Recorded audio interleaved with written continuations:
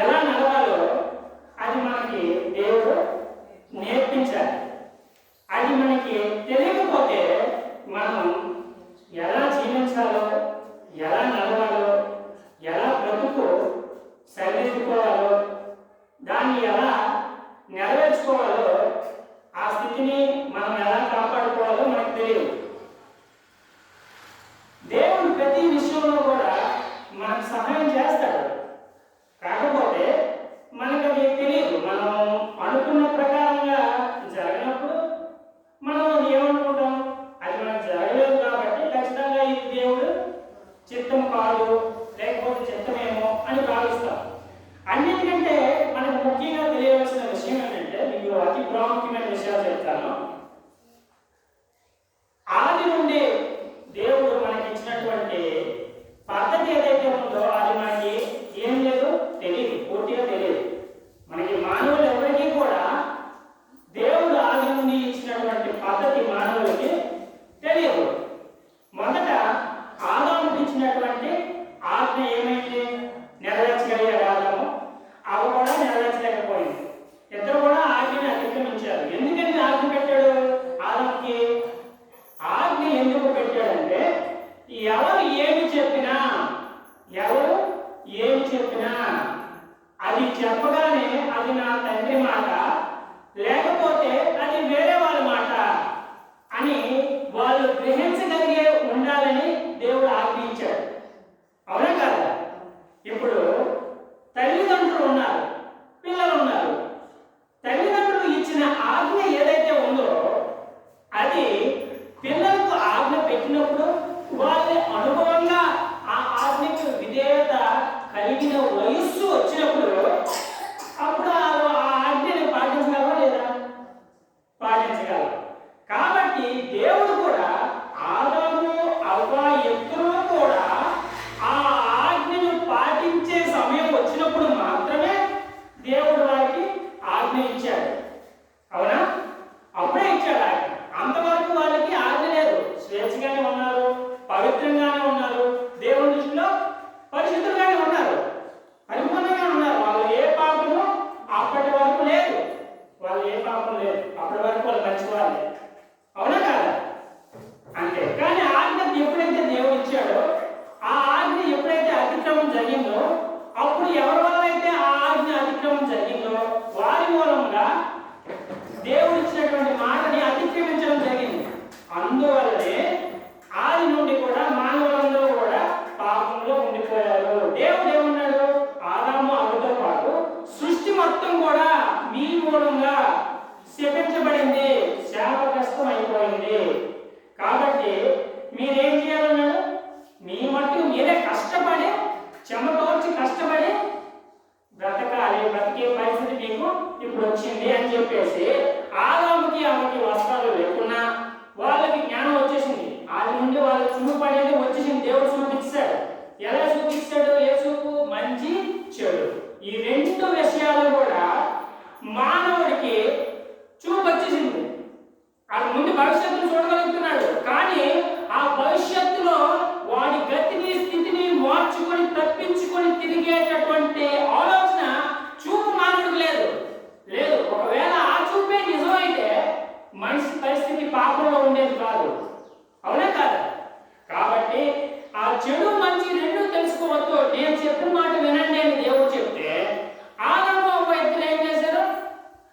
వాళ్ళ ఇష్టానికి ఎవరో చెప్పిన మాటను విన్నారో తప్ప దేవుడి మాటను ఏం చేశారు?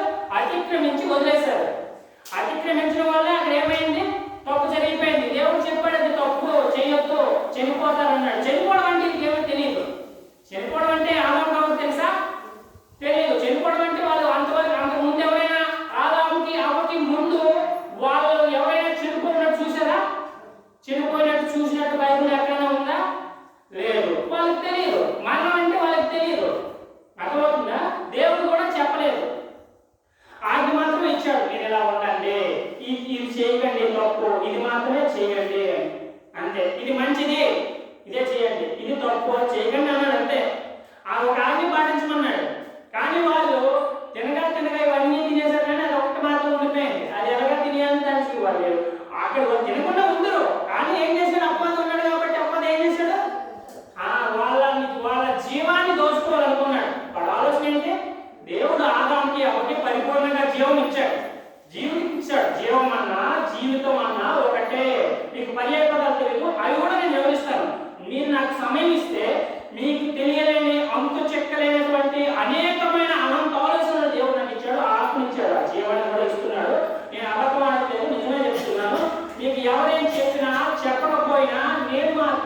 మీకు అన్ని విషయాలు చెప్పగలను. మీ జీవితాన్ని ఎలా సద్వినియోగంగా మార్చుకోవాలో, మనిషి యొక్క సర్వ ఆలోచనల్ని ఎలా జయించాలో, ఎలా మీ జీవితాన్ని సరిదిద్దుకోవాలో ఇవన్నీ కూడా నేను చెప్పగలను.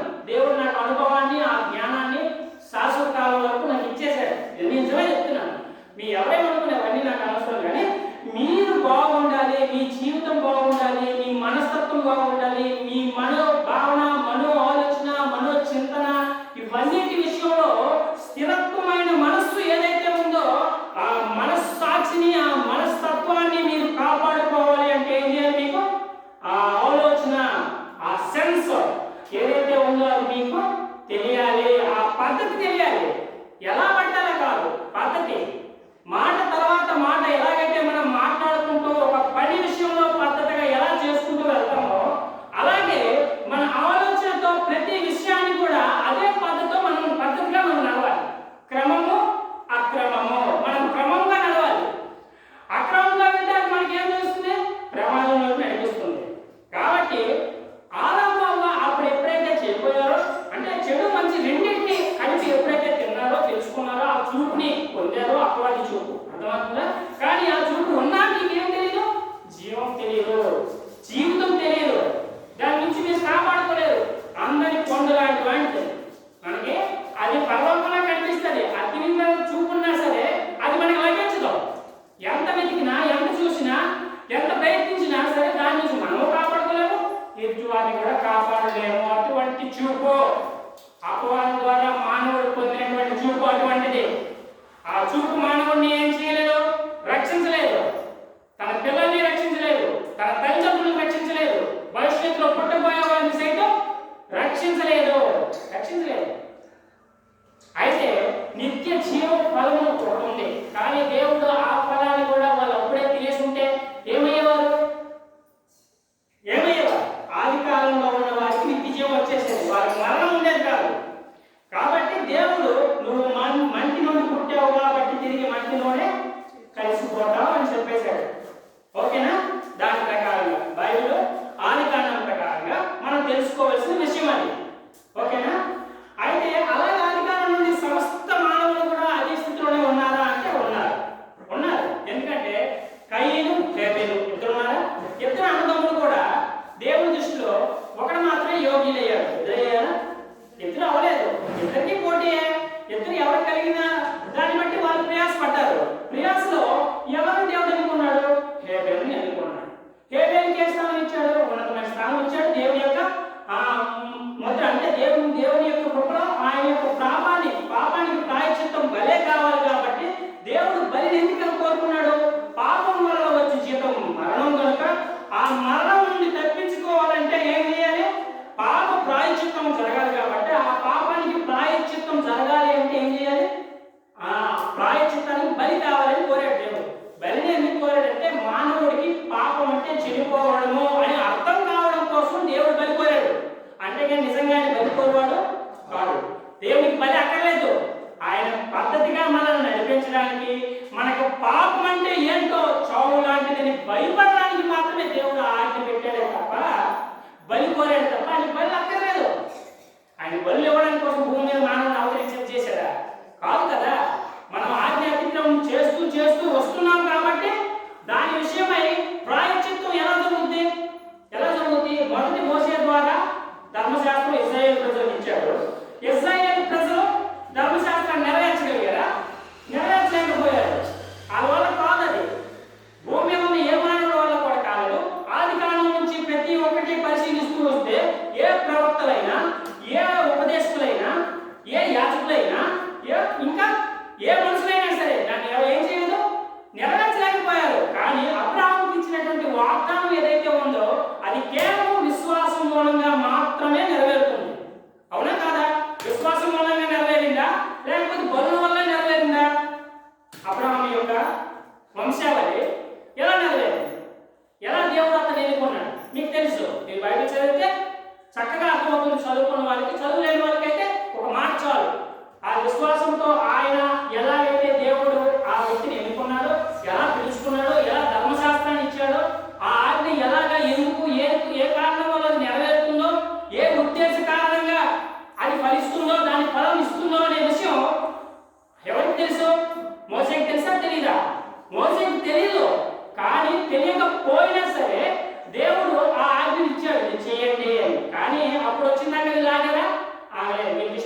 చేసుకున్నారు. ఓకేనా? మాకు ఇది రైట్గా అనిపిస్తుంది, ఇది కరెక్టే అనిపించింది. ఎవరికి? ఇశ్రాయేలు ప్రజలకి. అందరికీ అన్నారా అంటే ఎంతమంది ఉన్నా వాళ్ళకి తెలియదు కదా. దేవుడు వాళ్ళు ఎన్నుకోలేదు, దేవుడు వాళ్ళని పిలవలేదు, వాళ్ళకి సత్యాన్ని తెలియచేయలేదు. ధర్మశాస్త్రం మనం ఏమంటాం? ధర్మశాస్త్రం అంటే పరిపూర్ణ జీవితం, పరిపూర్ణ గ్రంథం. అంటే ధర్మశాస్త్రం అంతా మనకి పరిపూర్ణమైనది రాయబడింది బైబిల్. పరిపూర్ణమైనది. ఇప్పుడు పూర్ణమైనది, ఉపపూర్ణమైనది, పరిపూర్ణమైనది, సర్వపూర్ణమైనది అని 4 విధాలుగా మనం చదువుకోవాలి. 4 విషయాలు తెలుసుకోవాలి. అన్నిటికంటే ఈ విషయం చాలా ప్రాముఖ్యం. ఎందుకంటే ఒకటి ఉపపూర్ణము, పూర్ణము, పరిపూర్ణము, సర్వపూర్ణమైన ఈ 4 రకాలైన జీవిత సాక్ష్యాలు, మనస్తత్వాలు, ఆలోచనలు, పద్ధతులు, భావాలు ఇవన్నీ మనకి అవసరం. ఇవి తెలిస్తే గానీ మనకి ఆలోచన ఏదో తెలియదు, మనకి పద్ధతి ఏదో తెలియదు, మనకి మనస్సాక్షి ఏదో తెలియదు. మన ఆలోచన యొక్క, చింత యొక్క ప్రతి ఒక్క పద్ధతిని కూడా మనం తెలుసుకోవడం అసాధ్యం అయిపోతుంది. ఎందుకో తెలుసా? మానవుని యొక్క నటన ఆదికాండం నుండి మొదలవుతూ వచ్చింది. ఆదికాలము అంటే అదంతా నరక సంబంధమైన కాలం అయిపోయింది. ఎందుకంటే పాపకాలం కాబట్టి దాన్ని ఒక హైందవులుగా పురాతనమైన అనేక పుస్తకాలు, గ్రంథాలు, ఉపనిషత్తులు ఎన్నో ఉన్నాయి. ఆ గ్రంథాలన్నీ కూడా దేనికి సంబంధించినవి? పురాతనకి సంబంధించి మనిషి యొక్క ఆలోచన, మనిషి యొక్క మధ్య నుండి పుట్టేటటువంటి అనేకమైన ఆలోచనలతో రాసినటువంటి మనుష్య స్వభావ ఉద్దేశారాతగా రాసినటువంటి విషయాలు. అర్థమవుతుందా? ఆ యొక్క రాతలని మనం ఏమనుకుంటున్నాం? దైవ ప్రేరితమని, దైవ సాక్షాత్కారమని, దైవ జ్ఞానమని భావించుకునే మానవుల యొక్క ఆలోచన స్థితిగతి అదే అయిపోయింది. వాళ్ళ ఆలోచన మారలేదు, వాళ్ళ స్థితిగతి మారలేదు, వాళ్ళ యొక్క వ్యాపారాలు మారలేదు, వాళ్ళ యొక్క మనస్పర్ధలు మారలేదు, వాళ్ళ యొక్క కథలు, పుస్తకాలు అన్నీ కూడా కొట్టుకుని చచ్చిపోవడమే. అన్నీ కొట్టుకుని చచ్చిపోవడమే. రక్షణ లేదు మానవుడికి. తల్లిదండ్రులకు రక్షణ లేదు, పిల్లలకు రక్షణ లేదు, వాళ్ళకి భవిష్యత్తు కూడా లేదు. ఎంత డబ్బున్నా అదే గతి, లేకపోయినా అదే గతి, మధ్య రకంగా ఉన్నా అదే గతి. అవునా కాదా? అందరూ అదే బతికే అయిపోతుంది. కారణం ఏంటి? కారణం ఏంటి? మనిషి యొక్క 6 ఆలోచనలు, మనిషి యొక్క 6 ఆలోచనలు, 6th సెన్స్. ఒక అపవాదిని మనం 6th సెన్స్ అని 666 అనే నెంబర్ మనం చూస్తాం. దాన్ని ఏది చూసిగా చూస్తున్నామో అపవాది 666 అనే నెంబరు 3 6 అంటే 6 6 6 666 అనే నెంబర్ని మనం ఈ భూలోకంలో దేనికి పోల్చి చూపిస్తున్నాం? అపవాదికి పోల్చి చూపిస్తున్నాం, అంత్యక్రీస్తుకి పోల్చి చూపిస్తున్నాం. అంత్యక్రీస్తు అనే ఆ 6th సెన్స్ అంటే మానవుని యొక్క ఆలోచనతో పుడతాడు ఒక అపవాది. ఎలా పుడతాడు? మానవుని యొక్క ఆలోచన నుండి అపవాది జనిస్తాడు. అపవాది వెలుగులో ఉండడు, వెలుగు చేత సర్వ సృష్టికి ప్రత్యక్షపరచబడడు, వెలుగు చేత తన జ్ఞానాన్ని తెలుసుకునే జ్ఞానోపదేశం చేయడు. ఎందుకు చేయడు? తనకు ఆలోచన దేవుడు ఇవ్వడు. ఎందుకు ఇవ్వడు? తన స్థితి గతి వేరు, తన పాప స్థితి వేరు, తన కార్యాలు వేరు, తన ఆలోచన వేరు, ఇవన్నీ కూడా వేరు. ఆయన మనస్సు అనేది పూర్తిగా గ్రహించగలిగే ఆలోచన ఎవరికి ఉంటుంది? ఆయన కుమారుడిగా ఉంటుంది. ఆయన మూలంగా జన్మించిన వాడికి ఉంటుంది. ఆయన యొక్క కర్మ ప్రకారంగా జన్మించిన వాడికి ఆ ఆలోచన అవలేలగా అందుతుంది. అందరికీ తెలియదా? ఎలా తెలుస్తుంది చెప్పండి? మానవుని యొక్క మనస్తత్వానికి, మనో ఆలోచనలకి, భావాలకి నిత్యం లోబడుతూ ఇదే జీవితం అని బ్రతుకుతున్న ప్రతి మానవుడి యొక్క పరిస్థితి ఎలా ఉంటుందో తెలుసు కదా. మనకు తెలుసు, మనం చిన్నప్పటి నుంచి తల్లి గర్భంలో బయటకు వచ్చిన కాడి నుంచి మనం అనుభవిస్తున్నదే. ప్రతి నిమిషమో, ప్రతి క్షణమో, ప్రతి ఆలోచనలో, ప్రతి మాటలో అన్నింటిలోనూ పోరాటమే, అన్నింటిలోనూ కొట్లాటే, అన్నింటిలోనూ మనస్పర్ధలే. ఇవన్నీ వస్తూనే ఉన్నాయి. ఎందుకు వస్తున్నాయి? ఎందుకు వస్తున్నాయి? మనకేం లేదు, పద్ధతి తెలియదు, పద్ధతి తెలియదు. పెద్దవాళ్ళు 40, 50, 90 సంవత్సరాలైనా అదే పరిస్థితి. ఎంత వయసు ఎక్కువైనా అదే పరిస్థితి, పసిపిల్లలైనా అదే పరిస్థితి. ఎందుకని ఆ పరిస్థితిలో ఉండిపోయాం? మనకేం తెలియదు. చదువు లేదు, చదువు ఉన్నా లేదు, మనకి ఏం లేదు. చదువు ఉన్నా మనకు జ్ఞానం లేదు. దేవుడి జ్ఞానానికి మనం దూరం అయిపోయినప్పుడు, ఆదికాలం నుండి మనం ఆదాము అందరూ కూడా దేవుడి జ్ఞానానికి దూరం అయిపోయాం. దేవుడి యొక్క మనస్తత్వం మనకు తెలియదు, దేవుడి జ్ఞానము సత్యం ఏదో తెలియదు. కానీ బైబిల్లో ఇచ్చినటువంటి ధర్మశాస్త్రం కూడా పాపం నుండి విమోచన గురించే ప్రకటిస్తుంది. కొత్త నిబంధన వచ్చాక, యేసుక్రీస్తు భూమి మీదకి వచ్చాక ఆయన ఇచ్చినటువంటి ఆజ్ఞ ఈ దేహాన్ని దేవాలయంగా మార్చాలి.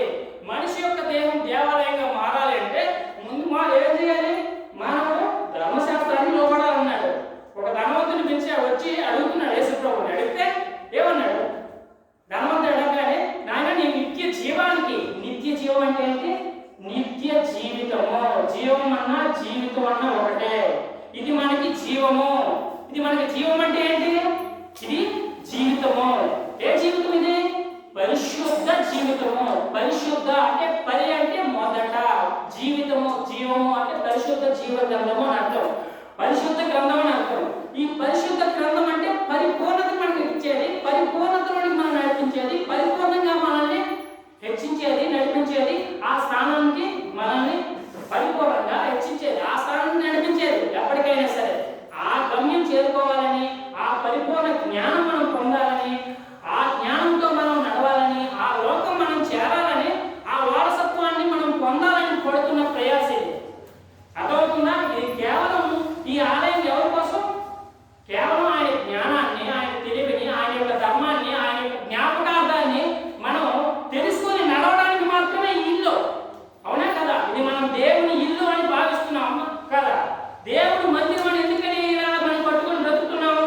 అన్ని జనుల చూడు కోసం. అన్ని జనులు అందరూ పాపంలో ఉన్నారా లేదా అంటే అందరూ పాపంలో ఉన్నవారే.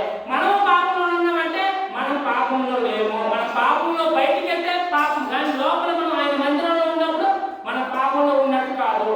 అర్థమవుతుందా? దేవుని ఇంట్లో మనం ఉన్నప్పుడు, దేవుని ఇంట్లో అందరం కూడా పవిత్రమైన వాళ్ళమే, పవిత్రంగా బతుకుతున్న వారమే. ఆయన బల్లారాధన మనం జ్ఞాపకం చేసుకున్నప్పుడు, ఆయన బల్లారాధన మనం పాల్గొనేటప్పుడు, ఆ బల్లారాధన మనం ఏం చేస్తుంది?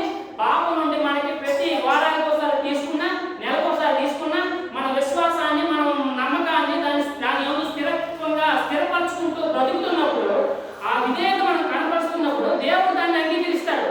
నీ మనస్సాక్షి నిజమైతే, నీ విశ్వాసం నిజమైతే, నీ మనస్తత్వాన్ని నువ్వు కాపాడుకునే పద్ధతిలో నువ్వు నడుస్తున్నట్లయితే, నువ్వు అన్ని యొక్క మాటని, మనస్తత్వాన్ని, దేవుడి మాటని, మనస్తత్వాన్ని నువ్వు అర్థం చేసుకోగలిగే జ్ఞానము, వివేకము, తెలివి ఇవన్నీ నీకు కావాలి. ఇవి లేకపోతే నువ్వేమవుతావు? మళ్ళీ తప్పిపోతుంటావు. అన్యుల మాటని నువ్వేం చేస్తావు? హెచ్చిస్తావు, ఆపక్షంగానే మాట్లాడతావు, ఆపక్షంగానే నడుస్తావు, అదే రైట్ అంటావు. ఒకటే చెప్తున్నాను, అన్య జనులు అన్నా, అన్యాయపు కాలంలో బతుకుతున్న జనులన్నా, అన్యాయానికి లోబడుతున్న జనులన్నా ఒకటే. ఇవన్నీ పర్యాయ పదాలు. కాకపోతే వాళ్ళని మనము దేవుడి మందిరాన్ని నడిపించాలంటే ఏం చేయాలి? మనం కూడా వాళ్ళు మనతో పాటు రావాలంటే మనం ఎలా ఉండాలి? దేవుని మనస్సు ఏదో, ఆ అపవాది మనస్సు ఏదో వాళ్ళకి తెలియాలి. ఆ మనస్తత్వం వాళ్ళకి తెలియదు కాబట్టి మనల్ని నిందిస్తారు.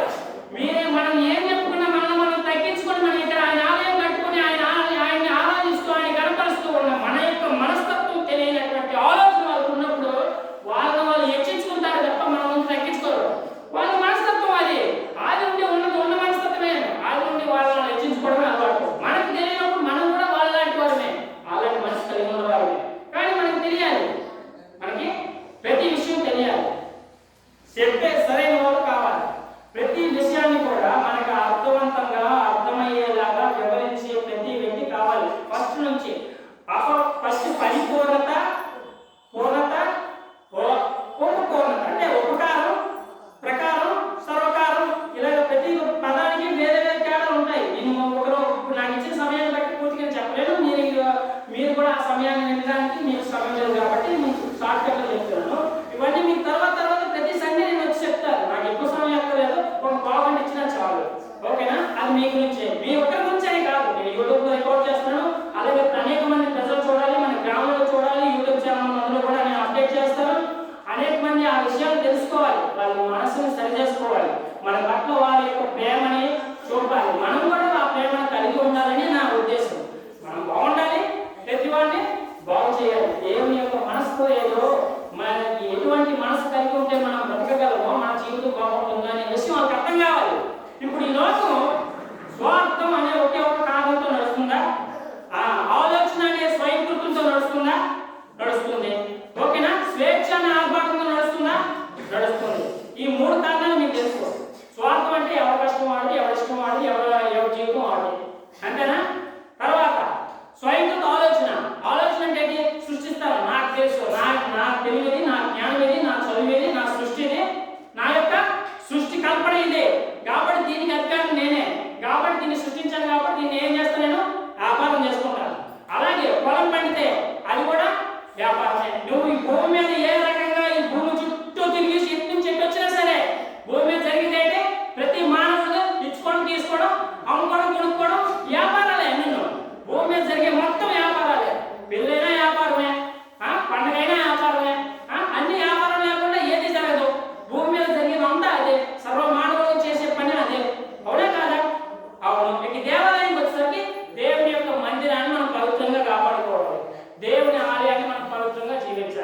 అన్ని యొక్క ప్రతి ఒక్క మనస్తత్వం మనం తెలుసుకునే విషయమే. ఇప్పుడు తెలియదు కాదు, దేవుడు వెలుగులో తెచ్చాక అన్ని బయటపడతాయి, అన్ని అందరికి తెలిసిపోతాయి. తెలియకుండా ఎవరు దాచిపెట్టలేడు. దేవుడు కూడా చెప్పింది అదే. దేవుడు మనం ఏదైనా సరే దాచబడడానికి ఏదీ లేదు, వెలుగు చేత సమస్తం బయలుపరచబడుతుంది అని చెప్పాడా? తెలిసింది కదా. అలాగే మన యొక్క మనసుని కాపాడుకోవాలి అంటే దేవుని యొక్క మాటకు మన విధేయతను ఖచ్చితంగా కనపరచుకోవాలి. మనుషుల యొక్క జ్ఞానాన్ని మనం అనుసరించకూడదు. మనిషి యొక్క మనస్తత్వం మనకి అవసరమైన అంటే మనిషిగా బతకడం అంటే ఏంటి? సత్యం కలిగి ఉండడం, సత్యవంతులుగా బతకడం. అలా మనం బ్రతకలేకపోతున్నాం అంటే దానికి కారణం ఎవరు? ఎత్తివాడు అపవాది అయితే మనం దాన్ని ఉండలేము. మనం అపవాదాన్ని అతన్ని ఎదిరించాల్సి వస్తుంది. ఎందుకు వస్తుంది అంటే తప్పదు.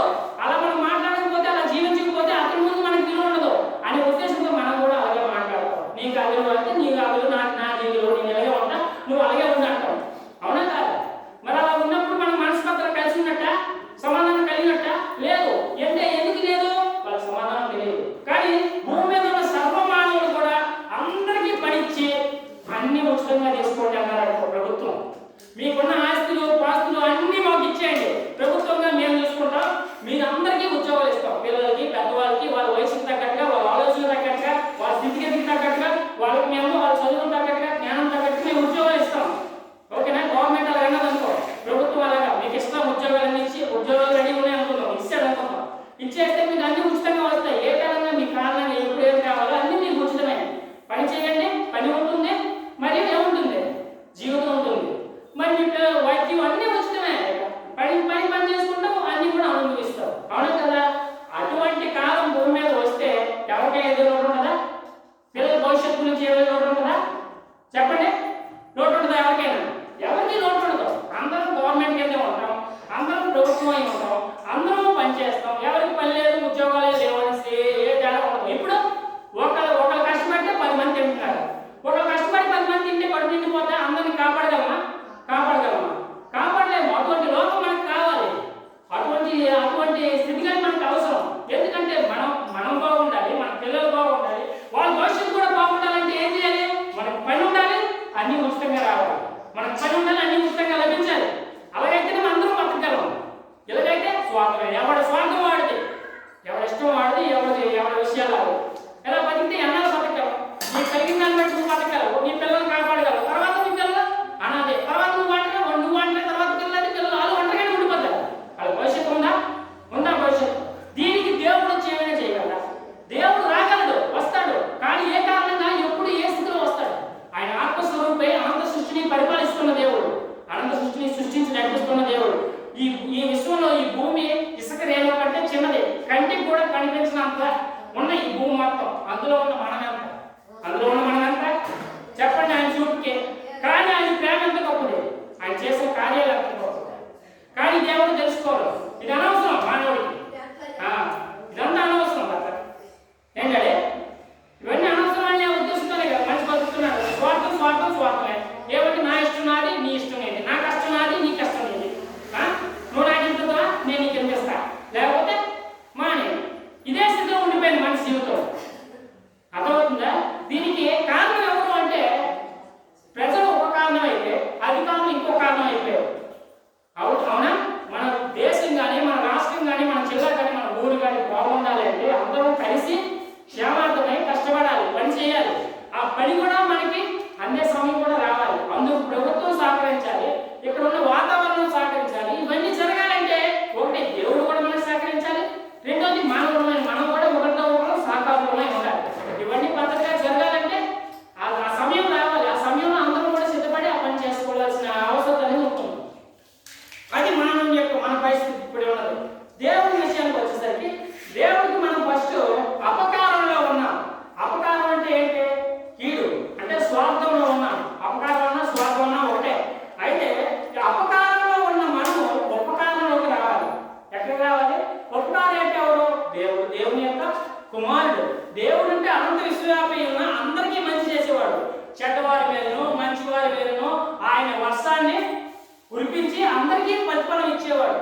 మనము దానికి ఆ వచ్చిన యొక్క ఏంటి ఆ యొక్క ఫలితానికి రేటు కట్టి, ఈరోజు ఒక రేటు ఉంటుంది, రేపు ఇంకో రేటు ఉంటుంది, మళ్ళీ అవతల ఇంకో రేటు ఉంటుంది. ఒకే రేటు ఉంటుందా? ఇప్పుడు ఆ డబ్బుకి ఒకే రేటు ఉంటుందా? కూరగాయలైనా ధాన్యమైనా ఇంకేమైనా సరే రోజుకు ఒకే పారిపోతుంది. అవునా కాదు? దాని స్థిరమైనది అని నమ్మొచ్చా? అది స్థిరమైన ధనం అని నమ్మొచ్చా? అదే మూలం అని మనం నమ్మొచ్చా? చెప్పండి. అది మూలం కాదు. మనకి స్థిరమైనదే, స్థిరమైన సంపదే మూలం.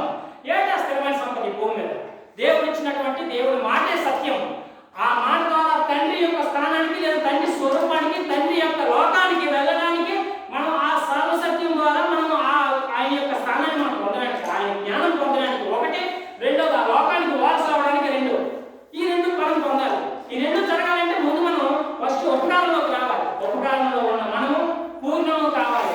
పూర్ణము అంటే ఆ సత్యములు కావాలి. సత్యం ఎవరు?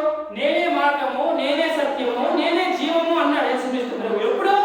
సిలువకు ముందు, సిలువ వేయబడక మునుపు యేసుక్రీస్తు ప్రభు నేనే మార్గము, నేనే సత్యము, నేనే జీవము, నా ద్వారా తప్ప తండ్రి దగ్గరికి ఎవరు చేరుకోలేరు అన్నాడు. నేనే మార్గం.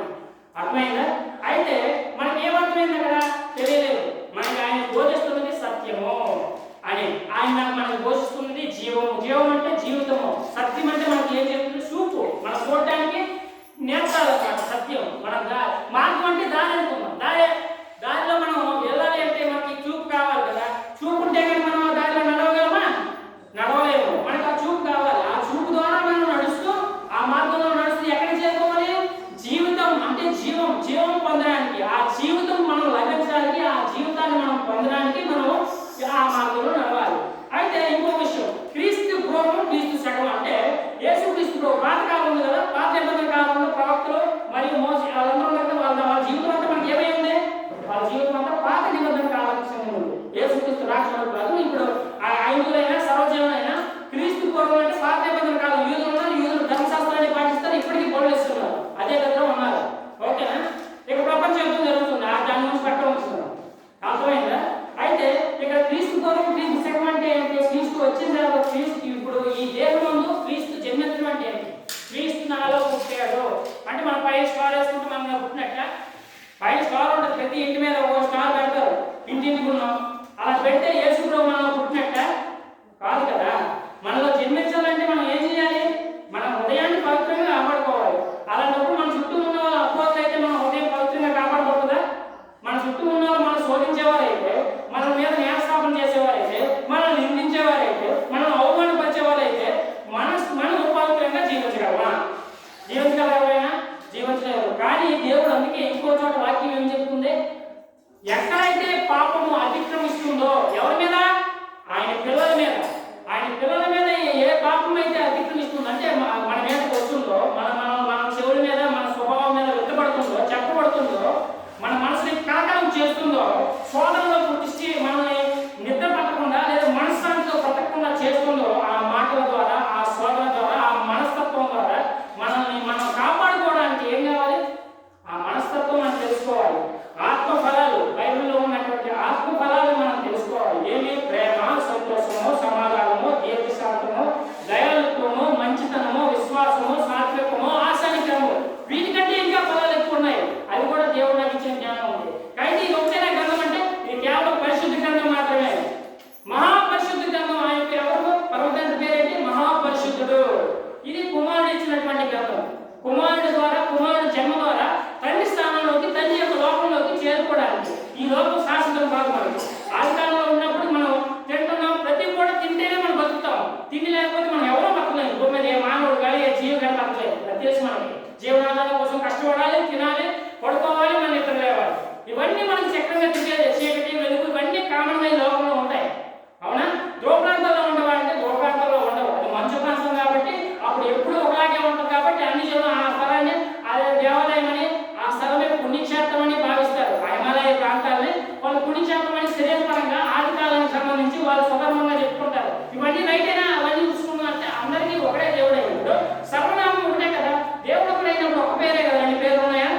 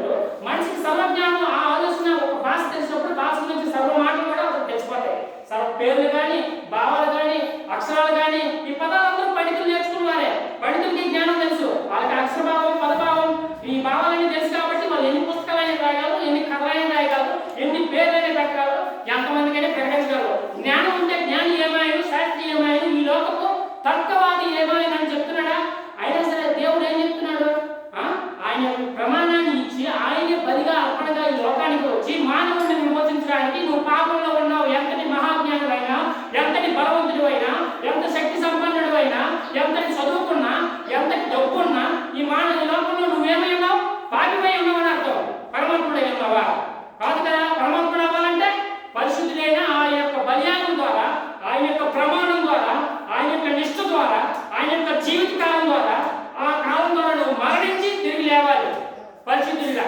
అలా లేచిన రోజు నువ్వేమై ఉన్నావు? పరలోకంలో ఉన్నావని అర్థం. పరలోకం వేరు, పరమలోకం వేరు. పరమ అనగా ఆ మహాలోకాన్ని పరమలోకం అంటారు, అది మహాపరిశుద్ధ లోకం అంటారు. కానీ పరలోకం అంటే పరలోకం ధర్మశాస్త్రం అని అర్థం.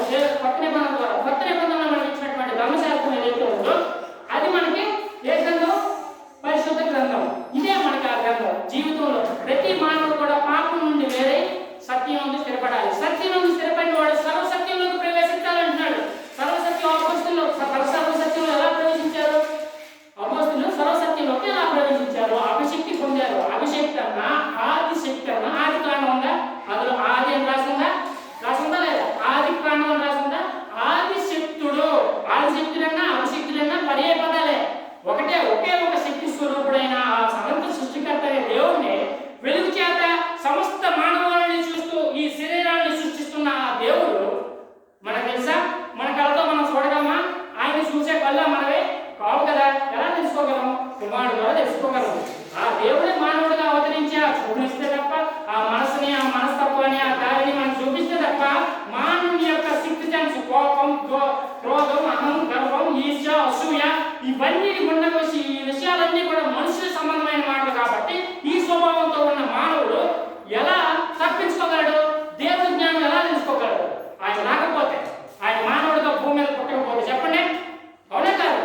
కాబట్టి ఆ మానవుడిని ద్వారా మాత్రమే, ఆ మనుష్య కుమారుని ద్వారా మాత్రమే మనకు పాపక్షమాపణ, విమోచన, ఆ తండ్రి ఇంటిలో మనకు నివాసం. ఈ లోకంలో ఇదే ఆలయం అక్కడ ఉండదా అంటే ఆ లోకం నూతన వస్తుంది, ఆ లోకం వస్తుంది. ఈ విశ్వంలో ఎన్నో లోకాలు ఉన్నాయి, కానీ మనకి ఈ లోకంలోనే ఒక తెలుగు భాషని అనంత విశ్వవ్యాప్తిగా చేశాడు దేవుడు. అవునా కాదా? ఇప్పుడు నేనున్నాను, నా మనస్సు అనంత విశ్వవ్యాప్తిగా ఉంది.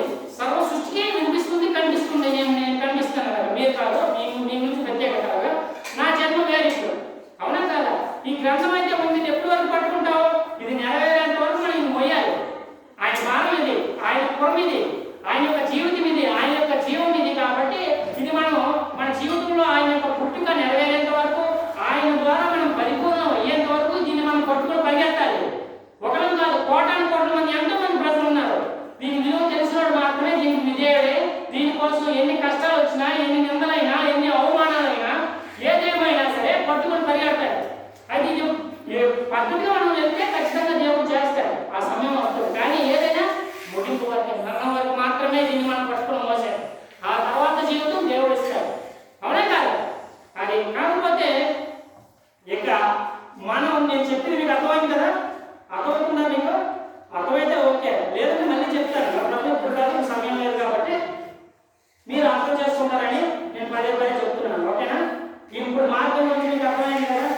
పరిపూర్ణ జ్ఞానము. ఇప్పుడు సత్యంలోకి వచ్చి మనం సర్వసత్య స్థానం వేసి మనం పాఠ్యంలో దేవాలయం చూసినప్పుడు శుద్ధ స్థలము, పరిశుద్ధ స్థలము, అతి పరిశుద్ధ స్థలం అని మనం బలిపేటాన్ని, దేవుని యొక్క బలిపేటాన్ని అతి పరిశుద్ధ స్థలంలో మనం భావిస్తున్నాం. ఈ ఆలయం మన దేవుడు నెరవేరాలంటే యేసుప్రభు అన్నాడు, ఈ ఆలయాన్ని కాబట్టి 3 దినాల్లో తిరిగి లేవుతా, 3 రోజుల్లో తిరిగి లేవుతా. ఎవరు దేని గురించి అన్నాడు? ఈ ఆలయం గురించా, మన దేహం గురించా? మన దేహం గురించి చెప్పాడు. కొత్త నిబంధన అంతా మన దేహం గురించి. మనం విమోచించబడాలి ఈ దేహం నుండి, ఈ పాప దేహం నుండి మనం విడుదల పొంది పరిశుద్ధ దేహంతో మనం తిరిగి పైకి లేవాలి. పైకి రావాలంటే ఏది ఇచ్చాడు? కొత్త నిబంధన ఇచ్చాడు. ఆ నిబంధన మనం దేహాన్ని ఏం చేసుకున్నాం? బల్లాల ద్వారా పవిత్రపరుచుకున్నాం. పరిశుద్ధులు అవ్వడానికి మనం ఆయన ఇచ్చినటువంటి నిబంధనని జ్ఞాపకం చేసుకుంటూ బల్లారాధన చేసాం. అయిపోయిందా? చేసామా? అయితే మనం ఇప్పుడు ఏమై ఉన్నాం? పరిశుద్ధులు అవుతున్నాం అని అర్థం. అవుతున్నామా? అయిపోయామా? నా గురించి లేదు, మీ గురించి చెప్తున్నాను. మీరు అవి అయిపోయినా ఉన్నారా? అవుతున్నారు, కట్టబడుతున్నారు. మందిరములుగా పట్టబడుతున్నాము అంటారు వాక్యంలో. అపోస్తలులు చెప్పినటువంటి వాక్యం కూడా చివరి ముగింపు వరకు కూడా అదే ఉంటుంది. నెక్స్ట్ యోహాను రాసినటువంటి ప్రకటన గ్రంథం కూడా అది ఆ కాలం వచ్చినప్పుడు అది నెరవేరుతుంది. అది యుగాంతం గురించి రాసినటువంటి విషయాలు ఉన్నాయి, లోకాంతం గురించి రాసినటువంటి విషయాలు కూడా ఉన్నాయి. ఈ విషయాలని మీకు పక్కగా చెప్తాను. ఓకేనా? మళ్ళీ నెక్స్ట్ వీడియోలో మీకు నేను చెప్తాను. ఓకేనా? ఈ అవకాశం ఇచ్చిన అలాగే అయ్యారికి అందరికీ కూడా ప్రత్యేకమైన వందనాలు తెలియజేస్తున్నాను.